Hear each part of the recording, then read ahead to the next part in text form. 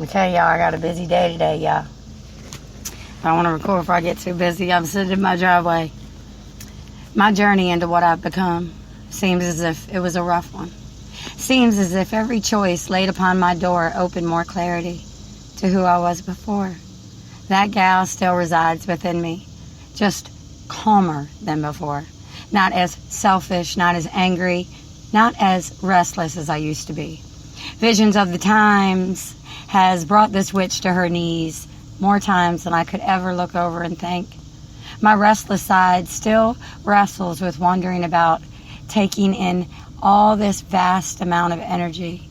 But over the years, I have learned a trick or two. By grounding myself and not letting the little things eat at me. Becoming me and standing up for what I believe made me somewhat extreme, somewhat undone. And in that process, I lost a lot of people that way. See, it's in your becoming that you finally see the people who drain you, belittle you, and you begin to unravel at the seams. Thinking to yourself, was it them or me? Most likely it was me. See, I learned the hard way. You just can't please everyone you meet. You can only do you and help others along the way by lifting them up. And if they choose to stray or stay, well, my friends, that's up to them.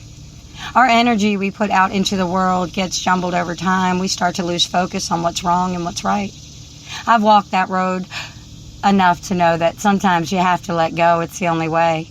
You have to sometimes decide what's best for you and go at things alone. In being alone, I found out I'm a little strange. I understand all my ticks in a box don't always mesh with other talks. Sometimes. You have to just learn to love yourself again and again until the healing sets in. Do you get me? At times, I am my own worst enemy. My head can play nightmares on repeat, and losing myself in the wrongs I did can sometimes be my biggest defeat. Not everyone we meet will accept you. They will reject you, cast you aside. But people, this can be life's biggest lesson to teach. I learned this a while ago, and while I try to turn the other cheek and practice what I preach, it's hard, I know, to not let their hate in, but you have to, don't you see, by rising up and letting them see all that light that you carry for the world to see. Compassion and understanding can carry you a long way. This is what I know. This is my way. I find other lost souls in need of repair like me, stumbling around in the dark, terrified of what we find behind door number 2. And it's okay to not know what lies beyond the door of time. It's never as good as what you make up in your head. And this is where I say, life, it makes up the rules, but you have the right to choose what to do with what's offered to you.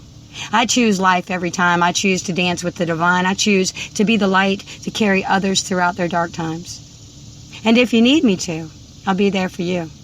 I have seen too much destruction in my time of rebirth. So I say to you, times are tough.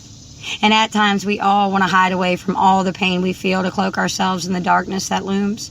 But just remember, this street corner preacher still burns these streetlights for you. Have a beautiful weekend. And what do I always tell you to do? Always remember to breathe.